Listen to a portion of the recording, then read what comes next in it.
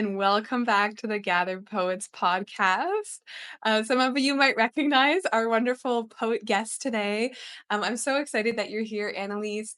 Annalise is a poet, a social worker, and also a member of Gather, a treasured and adored member of Gather, I might say. I'm really excited for the conversation that we're going to have today. And you were before I hit record, you were like, "We're just gonna have a yap," and I think I'm just here for this yap. So how are you? How are you feeling? I'm feeling good. I'm really excited to be here with you. And yeah, as you said, my name is Annalise, and I'm a social worker. I live in Arizona, where it's currently very hot right now. So I'm excited to be inside and yapping with you. Amazing. What's the temperature right now? We're having a cool 100-degree Fahrenheit day here, Ooh la la. which is really, really a nice break. Last week it was 117 Fahrenheit. So Wow. That is quite toasty. Do you find you write better when it's warm out, or do you write better when it's cool out? Like some people have their creativity cycles, like in the winter they do their best writing, or in the summer they do their best writing. Do you find the temperature outside affects your writing at all? yeah, I definitely write better, if I'm in the desert than in the winter and spring here. I go on a lot of desert walks. One thing that's nice about Phoenix is there's sort of mountainous areas that you can access pretty easily, and so I go on a lot of evening desert walks, and I get a lot of inspiration there. If I'm in a not desert climate, then the fall is my jam. So I think the cooler weather definitely helps me. Yeah, I'm the same way. Fall for me is such a hunker down season. Even though we're just going into summer right now, I always look forward to when the fall comes because I feel like fall is just such a natural, it's like the natural world giving you permission to sort of slow down from the hustle and the bustle of summer. Even and like I said, I'm so excited about summer being here, but I'm literally already looking forward to fall and just having that like natural kind of like closing up of like my creative world and just I guess even just my social life and stuff like that as well. I'm curious, Annalise, to hear the story of your journey with poetry. I think I've heard bits and pieces here and there and gather, but why don't we start the yap with where did poetry find you? How did you find poetry? And maybe just like give us all of the details from start to end. Yeah, so I'm actually fairly new-ish to poetry. I have only been writing for about 3 years, and it sort of was this thing that I uncovered in my early 30s. I did some writing, in elementary school. I, like, submitted poems to a writing contest, so I did that, but I never wrote in my adult life, and I really one thing that happened was I had a little broken heart, and I was sitting there writing poems in my notes app, and I sent them to my best friend who is a poet, and she's the one who really said, I said, "I don't know if this is a poem, and I'm sending it to you anyway." And she said, "I believe in my bones that if you think it's a poem, it is." Which so gave me so much permission. And then from there, that gave me the permission to sort of continue doing this thing with myself. And I think also where poetry found me is I spent some time in Montreal. And so I think what I think of as sort of like the first poem that I wrote that felt like a real poem to me, I was in a Montreal park writing. And so I think kind of the love affair with that city also brought it to me. And since then, I've really been lucky to find a lot of amazing community. And I think that's what's enabled me to learn and to grow and to improve my writing. So, I am a member of Jess Jansen's community. She's the first poetry workshop I took. And then I also was able to take Megan Falley's Poems That Don't Suck course, which um, previously mentioned best friend poet said it was like I was on a rocket ship with my poetry from taking that course because I just learned so much craft. And I've been really excited to find a home with Gather. It's been nice to settle into just such a consistent, affirming community that also is growing together. So I think, yeah, community has been so, so important. Seeing what other people are doing online, exploring that, and then cheering each other on has really been such a big part of my poetry journey. Yeah, Yeah, I love that. I think for me, it was the exact same way. It was like, it starts with something that was maybe like a thing to process. I used poetry in my early writing journey to process a lot of my childhood and the stuff that I went through. And beautifully and serendipitously, I found other people who were also doing that. And first of all, I think that's amazing that your best friend is a poet. Like, what a gift to have a poet for a best friend.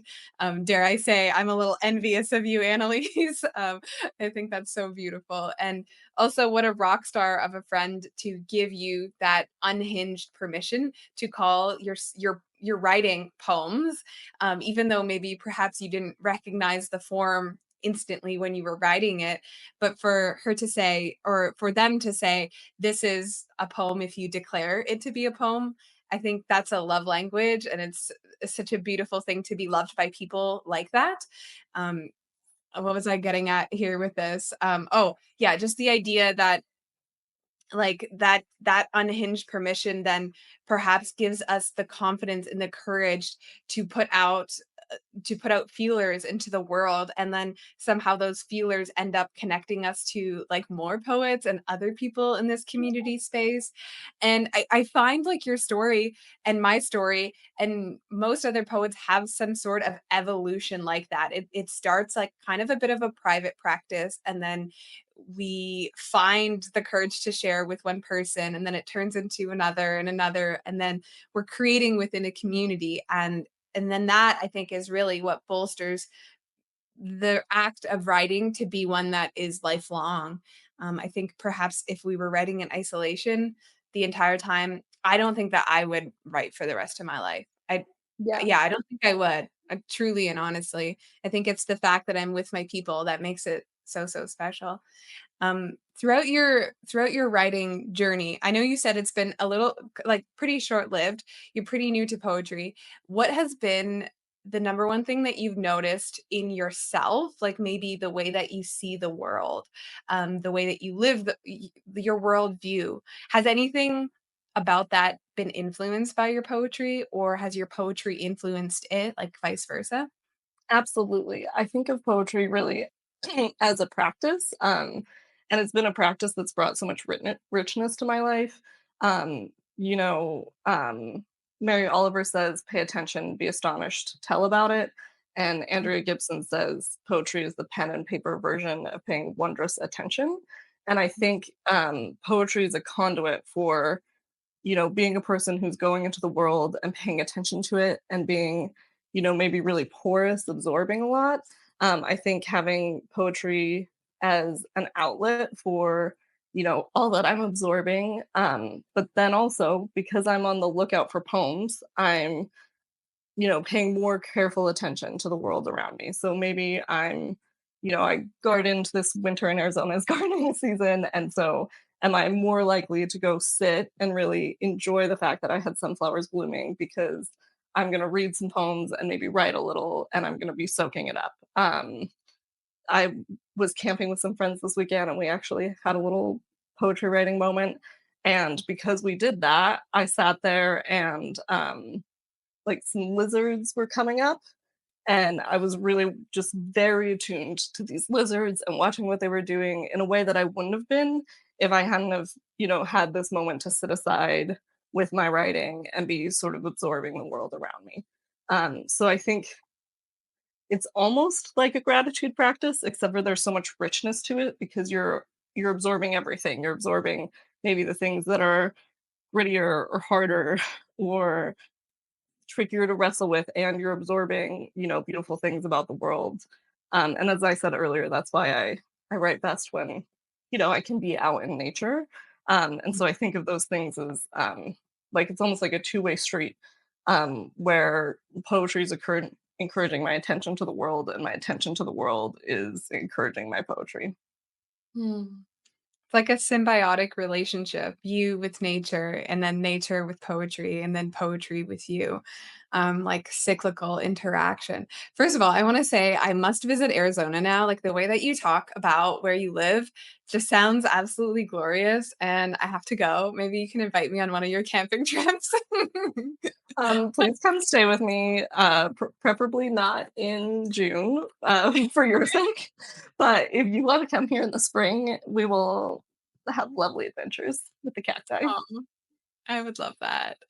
I think what you're speaking about really resonates with me in the sense of that I have found that my life has slowed down quite a bit since I've been a writer, or like since I've really, again, like you said, practiced poetry.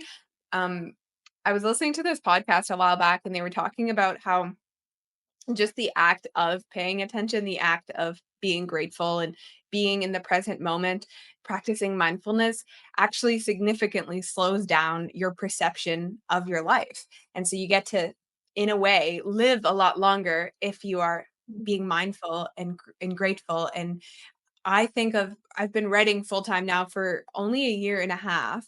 And even before that, like I was writing pretty I would say I've dedicated myself to my writing practice for the last, let's say, like 3 years to be safe. I think those 3 years of my life have actually felt like probably the longest of my whole life. Like, time yes, time moves fast in one aspect, but I really do think being a poet and living with a poetic worldview helps you slow down and just kind of also reject the like, poetry doesn't really care if you're a poet that is not, how do I say this? Like, poetry doesn't care if you complete your poem on time, you know? Poetry doesn't care if you complete 10 poems in a week. Poetry doesn't care if you meet the deadline. There is no deadline. And in that way, it's kind of like reinforcing this idea that perhaps, like, rushing ourselves through our life is not maybe the most, uh, the best way to experience life, or the most fruitful, perhaps maybe fruitful isn't the word, but the most enjoyable way to enjoy life. I just said that twice. um, I'm curious, do you find that poetry feels like it slows down your life too? I loved the way you framed that. I think it does. I think it also slows me down, because I can move quickly, and so I think I loved the way you framed that, and I'm honestly going to be thinking about it for a while. But I think it also just slows me down and centers me in a way that I think, a lot of people who meditate find that centering, and I think meditation is beautiful. But I think having um, writing is an action, right? It's something you're actively doing, but it is slowing you down and centering you. And so I think having something that I'm actively doing, um, that is at that calmer pace is something that brings me sort of to the core of myself, centers me, and sort of steadies me, um, in the way I move throughout the world. So I think it really changed the way I move, um, once I started regularly writing. Hmm. I'm curious if it has impacted your occupation as well. Like, do you find that I'm imagining that your job requires a lot of empathy and a lot of your emotional energy. Do you find that there are like that those two are connected in a way? And does one influence or feed off into another? I'm always curious to hear like what because I know a lot of the work you do is like soul work. And I can only imagine like what that must take of you on a day-to-day basis. Do you find that poetry fills you up, or do you feel like depleted at the end of the day and then you're searching for more? And like what's been your experience kind of navigating that? Yeah, I think first of all that I see the same parts of myself led me to be a poet and a social worker. Because I think, Mm, that attention, I think social work is something that requires attention, in a mm, different way than poetry. You're being really attentive to others and to systems and to the world. mhm, It requires that sharpness. And then also sort of just the porousness. Thin skinned is sort of like a negative connotation, but just being a really sensitive person in the world, I think, can lead you both of those directions. I liked the way you said it was soul work. And so I think there it's not surprising to me that I hold both of those things. But what poetry has really been a help for is having something, separate from my work that's really fulfilling, and that's really life-giving. And so it's been a journey as a social worker. I think definitely at the beginning of my time as a social worker, I was maybe not as adept at managing, work-life balance does not capture it, managing, holding, really hard things and still moving through my life and living my own life. And I think Mhm, poetry has been able to be a place where, like I said, it's life-giving. It's a place that I go to have my cup be filled, to be energized, and it's nice because it doesn't feel like I'm turning off. It doesn't feel like I'm just shutting down or associating or avoiding hard things that are going on. It's being attentive to them in a different way, but in a way that's really rejuvenating. So I think that's what it's been able to be for me. Um, yeah, and I mhm, found it interesting that I haven't yet like ever written about anything to do with my work, but I think that separation is important to me, and yeah, I really view the stories of people that I interact with as so sacred in a way that they're not my story to tell. mhm, And so any witnessing that happens in my work isn't something that's made its way into my poetry, but it also doesn't mean that that doesn't influence who I am as a person and where I'm coming at my poetry from. mhm. I love that word rejuvenating. I feel that same way even with, like I feel like stealing a few minutes here and there to write sometimes feels like that cup of water that you need, like, throughout the day to, like, keep you going.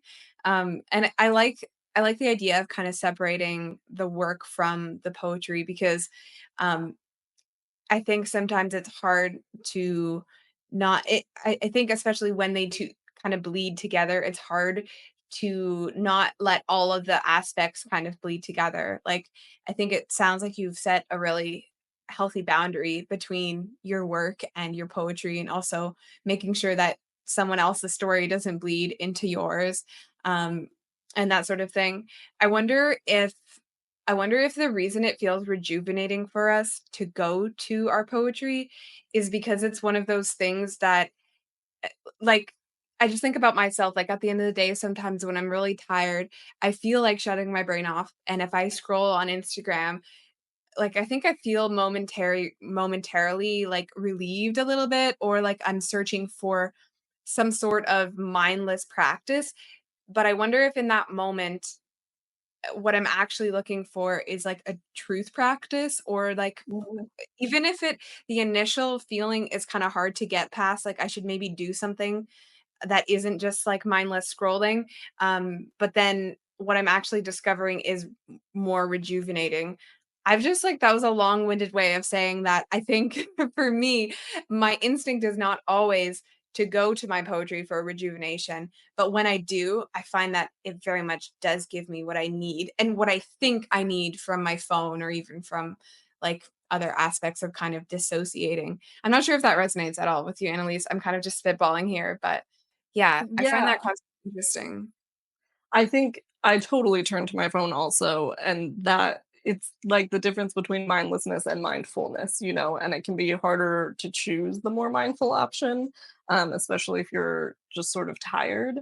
But I think that's why, like actually shutting ourselves off doesn't restore us at all, But if we're seeking something that has richness, that allows us to process our emotions, that's a container for our emotions, that's a very different thing than trying to turn off our brains. Because when you put your phone down, what you were trying to avoid is going to still be there.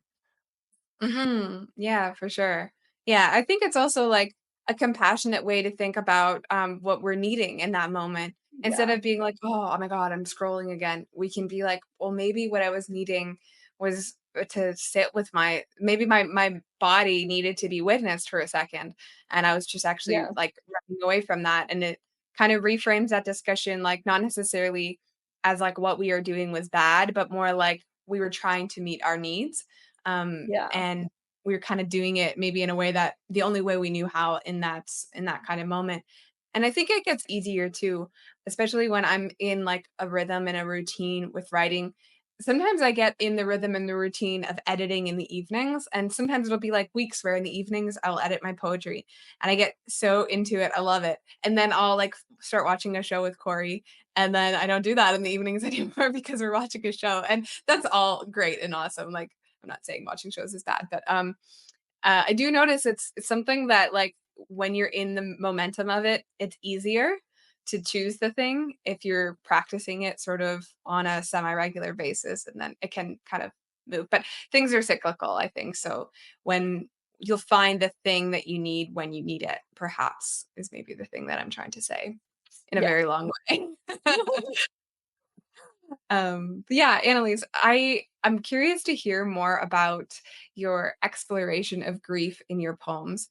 I find that the way that you embody who you are as a grieving person is very brave, and it's also very, I think, I'm trying to find the right word. I think it's uplifting in an unexpected way. So I'm just curious, Annalise, like, if you want to talk about, we can talk about the grief events that happen in your life. We don't have to if you would prefer not to, but just kind of like I'm curious about your philosophy about writing about grief and how you approach it, and maybe if you have like words of advice for anyone that might be going through similar things. Yeah, that's a thoughtful question. Thank you. Yeah, my father passed away unexpectedly a year ago, and actually had some other deaths occur around that time in my life. So a year ago, I really entered a grief journey, and I have been so thankful to have poetry. I really don't know what I would do if I didn't have poetry as a container. Find it's really helpful because every single grief is different. And by that, I mean the grief I have over different people in my life that I've lost, each grief is different. And it's because every single relationship is different, you know? And so, my sisters each have a very different grief about the loss of my father. There's no way that any two people can feel the same. But Mhm. poetry can meet me where I'm at. And so it can meet me as I am in my specific grief at that specific moment. Um, and I also have found, once again, that community around it has been really helpful. So I have a small little Substack community for people who are grieving to write poetry together. And that's been really helpful. I think I really appreciate what you said about my poetry that I've written. It's been interesting that it's been different writing about different people that I've lost. Sorry, my headphone fell off. Um, and so I've sorry, I just need a second. I think what I've really found is that if I poetry is a vessel to sort of enter into a moment that I have with that person. It keeps my relationship with them alive. So a lot of poems that I've written about my dad, I entered through thinking about a specific experience, maybe of my grief, that I then used to enter into my relationship with him, or about a specific moment with him.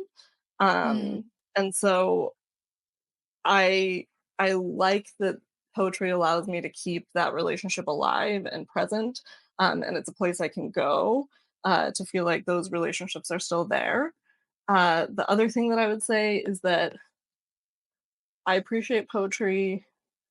Um, is the true? It's trying to say the truest thing, right? And so it's not always trying to lay out the facts of a situation because that would often make for a boring poem. And poems don't really care about facts, but poetry is seeking the truest thing. And I mhm, think as a grieving person, you really want what is the truest thing. You want to be living in a place that is so real because you're trying to grasp, something that feels so surreal. It feels impossible that it's happened. And so it really feels like it moves you into a different state of relationship sort of to the world and to time. One thing that I was thinking about on the anniversary of my dad's death is that it really time doesn't feel linear to me anymore. It feels like sometimes I'm closer to the time when he died or the time when he was alive, and sometimes I'm further away from it. It doesn't feel like I'm just slowly moving away from that point. Um, and poetry, because poetry can be a kind of a mystical thing, poetry can hold that. And poetry doesn't really care whether I'm like existing in a linear space. But no matter what, it's a place where I can sort of search for that truth, search for kind of the deeper levels. Mhm. Um, so those are some of my thoughts. Hmm. The idea of, like, not that poetry doesn't care if you're living in a linear space, and it kind of meets you in whatever time period you're living in, I think is so profound and beautiful. In your Substack is called Grief House. What has that experience been like writing in community or even just like holding space for other people who are also grieving? And has that transformed your grief journey at all? Or has it like how has it sort of like related maybe even to your writing practice? And maybe if folks are also going through a grieving event, what might that look like if they were thinking of perhaps finding a community like that? Yeah, so we write together once a month. And like I said, it's been an intimate group, but that's been really nice, honestly, because it feels like the right people are there, and it can be that safe container. I think Mhm, we relate to one another in a way, if I said the time is not linear thing, I think everyone would immediately know what I'm mhm, talking about. One conversation we had was about, receiving signs from a loved one. And it didn't feel like it needed to be that we all have the same spiritual or religious beliefs or practices to understand what we're all saying about how we relate to somebody who is no longer here in their physical form. So I think there's a really deep and innate understanding of one another, even though we have very different types of grief. We have someone who lost their soul cat who had been with them for nearly 20 years. We have someone who lost, a former partner and a sibling, and someone who, is a therapist who lost a client. And so, really, any and all forms are welcome. Um, but we see and validate all of them. And a lot of the poems that I have been able to write have happened in that space, and we study different poems about grief, which has been a great practice for me as the person facilitating, because I'm seeking out these poems, um, which then gives me a reason to look for them, and then they maybe are able to meet me. I think that's also been a huge part of my grief journey, is other poems by other people meeting me, not just my ability to write on my own. And then we've had some amazing writing moments where people have said things in whatever they wrote that really moved me. So I feel really lucky to have that space. mhm. It sounds like a space where one goes to feel understood and sort of seen. And I think beyond everything, no matter what kind of community one is a part of, that's what one hopes to find. I think ultimately, like poems and grief, they just want to be cared for. I have like this sort of philosophy about Gather that I really believe at the core of everything, what what Gather does is care for poems, and I believe poems should be cared for. And it sounds like maybe that philosophy applies kind of to grief as well, that grief needs to be tended to and cared for and noticed and written about. And so I wonder if maybe these things that we're looking to run towards or looking to seek, even just the act of paying attention, like you were saying, the Mary Oliver philosophy is maybe the key, the answer, the where we direct our attention. It doesn't necessarily like solve it or fix it. It's just the act of noticing and paying attention and caring for it is like what makes that feel maybe like a balm or like a soothing. Um, I saw a post today on Instagram that said, poems don't solve, but they soothe. And I Yeah. thought that was really applicable with the political climate, especially in the US. I'm in Canada, but obviously I'm very well aware of what's going on. And I feel it deeply because so many of our community members are living in America right now. And I thought that was really profound. Like, poems don't solve. And I really believe that, but they do soothe. And we do need to be soothed, right? So I think that was a good way of sort of thinking about it. Um, what do you think, or what are your thoughts on poetry as a tool or a mechanism for inner healing or like inner growth? And has that been something that has really been prominent in your poetry journey? Or in what ways do you find that maybe that's not true, or is it true in some cases for you and not true in other cases? Um, I really like what you just said about poetry, soothing, not solving, and it reminds me of something that the poet Joyce Sullivan says, which she says, "We're poets, not preachers. Our job is to Mhm, actually name the ache." And I think, as somebody who I think a lot of poets are people who, as I was saying earlier, have moved through the world being extraordinarily sensitive, and having a mhm, lot of big feelings. And so for me, in my personal growth, having again a container, a place to work through those things, has been really valuable. But it's funny that you ask, how has it contributed to my personal growth? Because my friend who I write with has noted at times that I tend to write poems for or about people in my life instead of about things going on with myself, which it did take a big shift once I was writing about my grief more. mhm, But she was encouraging me, like, Annalise, maybe this is the moment where we could turn inwards and think about our own experiences.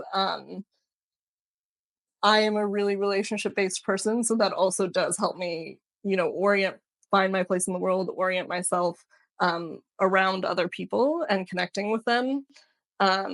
But I think really the big thing for my personal growth has been like, how do I move through my feelings? How do I move through things that are happening that are so heavy, as you just mentioned?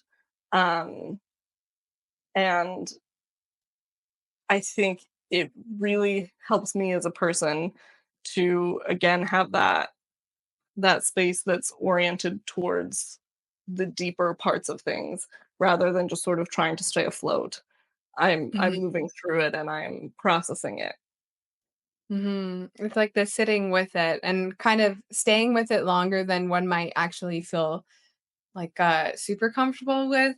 It's like going that 1% extra than we're, like, exactly kind of, like, comfortable with, I suppose. Yeah, I think that's such an interesting way to think about it, and I think you're right, like, poets definitely are we move through the world with, like you said, these big feelings, and to have a haven to sort of manage and, like, cook up these feelings almost, I think it's a discovery, more than anything for me anyways. Um, I often think I write poetry sometimes less to write poetry and more to think. As I am writing, I'm often realizing the way that I write is actually just me thinking and creating thoughts. Mm, And sometimes that doesn't actually lead to a very good poem, by the way. It's like not all poems that are written for the sake of being poems that you publish. Sometimes I think poems can be written just as a way for you to put your thoughts onto the page, and a lot of people talk a lot of people think as they talk. I think I'm one of those people as well. When I'm, like, around a campfire with friends, I don't really think before I talk. I'm just talking and thinking at the same time. I keep hitting my mic. I hope that's not gonna be loud. Um, but I think sometimes poetry is like that for me too. And those poems don't necessarily get really like shared with the world because the purpose of that poem is not to be a beautiful poem. It's just mhm, like yeah. a vehicle or an avenue for me to sort of think my way through the world. And it feels sometimes safer to do that on the page than even out loud, like speaking. And then eventually, I think those thoughts from the page become sort of manifested in my body, perhaps, and then they come out. But I think it's interesting that poetry, more than I think, can also be a tool to think, a tool to like quite literally form thoughts through from your head and onto the page. And does that resonate at all with you, Annalise? Do you ever feel like you write poems that aren't really necessarily for the purpose of ever becoming a poem, but rather just as a vehicle for you to form your thoughts? Absolutely. I think so much of my notebook is filled with things that never end up becoming poems, and I think all of that is so crucial to, even if it has no word from that free write ends up in a poem, it was still crucial to the process of the next poem that I write. I think a lot of poets talk about, having to write a lot of bad to get to the good. And so that free writing process where I just have a lot of permission to write whatever I want to write, I'm not worried about craft, Mhm, is really critical because either I'm getting something down on the page that I need to release before the next poem can find me, or something in that free write does end up becoming the spark of an idea for the next piece. Um, so I would say the majority of my notebooks actually end up not being, poems that I end up, wanting to publish or share with the world. And a lot of them also, those pages end up not even being something that I'm going to try to edit. mhm, Um, but that practice is really a crucial piece of my creative work. Um, I don't think that I could just be somebody. I think it's almost impossible to be somebody who just sits down, writes a poem, and then the next day you sit down and write a poem. I think all of that, you know, free, messy getting it out is, a pivotal part. mhm. Yeah, peop it's almost like, they often say poets will say to cut your first stanza because it's usually you writing your way into the poem, which is phenomenal advice. I think it's one of the best pieces of advice in poetry anyone can receive in general. But sometimes I think those pages and pages of free writing is also maybe you writing your way into the next piece or like the runway before you to kind of like take off, and sometimes those runways are a lot longer. And I'm with you too. I don't even try to go back and like edit that and try to find like I kind of just let it be. Like that it kind of served its purpose. It's not probably going to ever go anywhere, but in my brain subconsciously it's marinating, it's percolating, it's creating magic within and of itself. Yeah, I think that that idea is so cool. Um, for poets that are what or poets that are either watching or listening, I know you say you're fairly new to your writing practice, and one of the beautiful things that you often remind people and gather about, and I love this about you, Annalise, is you often say, and encourage poets to take the title and the name of being a poet as early as one desires, and that there's no prerequisite for calling oneself a poet. Beside in addition to that, do you have like what would you tell your very early poet self that might encourage someone else who might be in that same position? I think what I was saying at the beginning of this podcast, which is find writing community. Um, Mm, a lot of A lot of writers are people who are introverted and introspective, which is beautiful. Um, I am an extroverted writer, which is maybe a little unusual. So, of course, my advice would be to find community. But I think there are a lot of communities that are, such as Gather, which is incredible. And I feel I have one of the thoughts where it's honoring that space for yourself and your introspection. And so we're all bettering one another all the time. So many of my poems, either benefit from the edits of someone in Gather and the suggestions, or of my best friend. We exchange poetry edits. I have a few other writing friends. I think that having someone else's eyes on your poem is such a critical part of my editing process, at least. And then also, as you watch each other move through your poetry journey, you see someone else submit for something and get it and you feel so happy for them, and then maybe that moves you towards wanting that thing. Or you're learning about opportunities You're so good about sharing them, Maria. um, and so I think being around other poets is so important. Also, there are poets in Gather. I feel so lucky to get to hear poems every week. Because they'll do things that I would never ever have imagined doing in my own writing. And so absorbing a lot of other people's poetry it just expands you. I Yeah. think it really opens you up. It makes you braver to try new things in your writing. Um, and also sometimes it's like, oh my gosh, I would never do that. And that is so trademark this poet. And so I'm gonna honor it and appreciate that I got to hear it. And sometimes it's going to inspire you to take a risk in your own writing. So I think that, having relationships with other poets is bedrock. And again, that editing exchange relationship, um, it's something that I hear a lot of poets suggest is that you find someone who really gets you in your work, who you can send to and have eyes on it. I just got really lucky that um, I already had a friend before I was a poet who was ready to do that for me. But I have a few other really special editing relationships as well. Hmm. That, idea of risk and, like, almost having the courage to take more risks in poetry when you're surrounded with support, I think is really, cool, like, noticing another person's poem and they've pulled something off that you would never have had the guts to do perhaps until you see it, and then you're like, "Oh, okay, well, if that person can pull off, like, a I don't know, like a poem with" I'm gonna say something wild, like a poem with 2 words only or something. Like, the other day, Yeah, I saw Indira's poem on Instagram.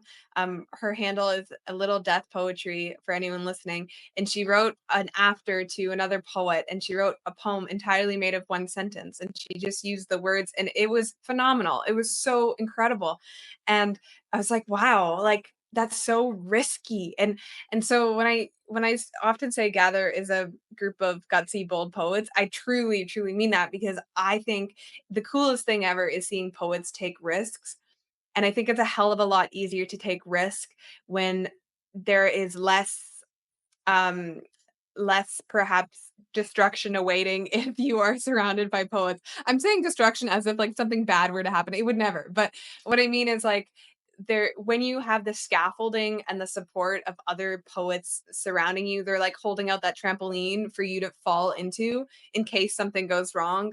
You feel a lot, I think, safer in your nervous system to take these risks in your poetry because you're surrounded by people who are doing the same thing. And that's exciting to me seeing and what that's one of my favorite parts of being in Gather is seeing everyone else's risks in poetry and finding poems that take these creative, delicious risks. And it inspires me and it gets me going. I'm like physically worked up right now thinking about it.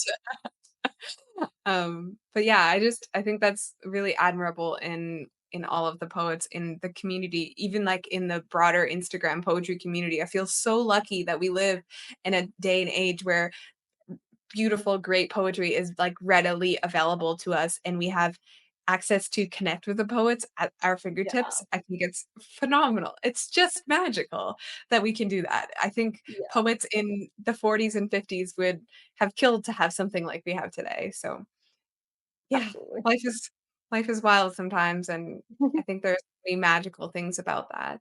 I feel like I went on a total tangent here, Annalise.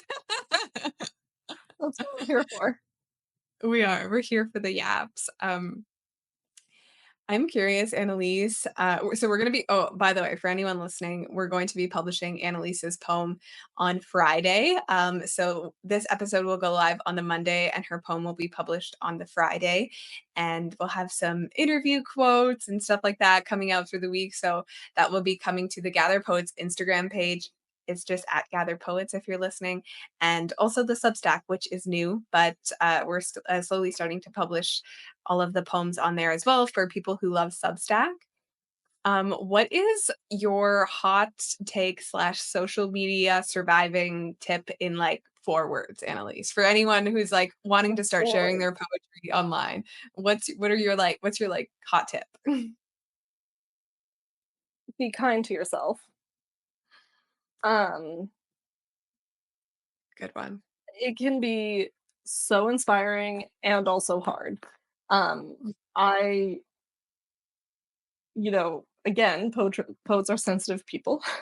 And so you both feel so celebratory when other people are sharing their wins or sharing an amazing piece. And there's the very real, like green headed monster that we wrote about in Gather recently of experiencing envy and or feeling really sad because you didn't get an opportunity that maybe others did.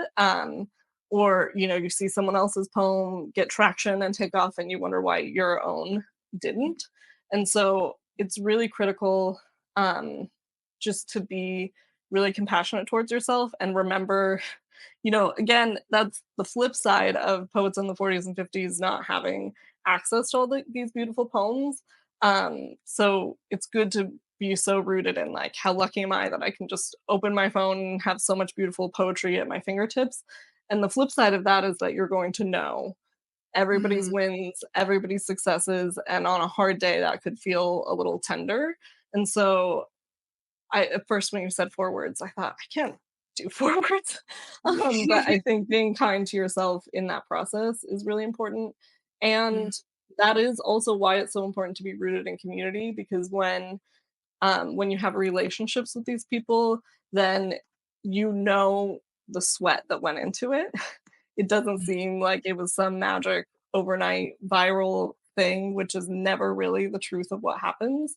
And so mm, when you are lucky enough to get to be in relationship with other people, first of all, you feel a genuine desire for celebration for them and really thrilled. It's more of a situation where it can just fuel your own work and, your own vulnerability and putting your work out there. And then also you're gonna know like these are the hours that this person went into this. Um, all of the time they spent on their craft. So I think being kind to yourself and, being rooted in relationship with others is really important in navigating that sort of flip side of the social media of it all. mm. I think that's such a good point that doesn't get talked out about enough is it's hard to it's hard to not be happy for someone that you are in relationship with, right? It's easier perhaps to view someone with envy or maybe even like be tempted to find resentment towards them if you're not in communication or contact or relationship with them. And so I think that's such a good way of sort of thinking about it is prioritizing those connections because then the connections turn that perhaps those hard feelings on a hard day to maybe a vulnerability that you could even share with that person. And then there's all of a sudden a shared sense of that. And I'm sure that person who is experiencing that win has felt the exact same way you are in that moment, feeling that tender way. And maybe on a good day when they're having a hard day, you can be the support for them. And then it kind of like goes both ways. And wow, we're just being here for each other. I think that's beautiful. Yeah. Hmm. Well said. Thank you so much, Annalise, for being here. I've thoroughly loved chatting with you and just experiencing more time with other poets is my favorite thing in the world. And I've been really excited about this conversation for a while, just to get to talk to you and get to meet you in the summertime as well in Chicago. It's gonna be so special. Oh, it's going to be a really, really special time. I can't wait to be in Chicago and have that. We've never been in each other's physical space, and it's just gonna be so special to have this crew of poets moving through the museum and dinner together, and, I'm really excited. It's so magic online that I can't even imagine what it'll be like in person. I know. I wanna have, like, a Christmas countdown calendar. I'm getting, like I think I'm more excited for this than I ever was for Christmas as a kid, to be honest. It's Uh, really funny. we had great Christmases. Sorry, mom and dad. Um, if folks are looking to connect with you online, what is, the best place to reach you? Annalise, I know, Substack for sure. What is the best handle to find you on Substack and then also on Instagram? Yes, so my Instagram is Annalise Writes, and my Substack, I actually have 2 Substacks. I have my original one, which is Third Place Poetry, which I envisioned as a place for, poets to connect with one another and everybody to connect with poetry. And then Grief House is a smaller, spin-off of that. So thirdplacepoetry.substack.com, and then that has links to the Grief House as Amazing. Well, I think if anyone is looking for just a community, for someone to hold you in your grief, but also maybe just a place to connect with, then I think Grief House would be a wonderful place for poets to connect with Annalise or Third Place Poetry as well. Make sure you stay tuned for Annalise's poem on Friday. If you're listening, don't miss it. It's a really good one. I won't say anything more because I don't want to spoil it, but definitely one to look out for. And make sure you connect with Annalise online. She's such a sweet treat and such a talented poet. And I feel so lucky to be good friends with you, Annalise, and just to navigate this poetry world together and share our wins and share our hard times and all of that good stuff. So I just from the bottom of my heart, this has been so fun. Thank you, Annalise. well. Thank you, Maria. I feel really lucky to be in your orbit and in your community. You're so intentional in creating space for poets and seeing them and celebrating them. So thank you for everything you do.